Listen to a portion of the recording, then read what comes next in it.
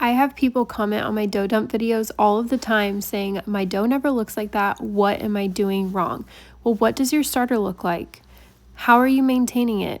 Are you using it at peak? How are you feeding it? Are you keeping it in a warm spot? How often are you feeding it? What ratio are you feeding it? I wish that sourdough was cut and dry, that it was black and white, that it was as simple as saying, do these 3 steps and you will make an amazing loaf of sourdough bread, but it just isn't, because we are dealing with wild yeast, and that wild yeast adapts to your environment and behaves differently and can sometimes be a little unpredictable. But I think it's important to note that starters do best when they are kept at room temperature, anywhere from 75 to 85 degrees Fahrenheit.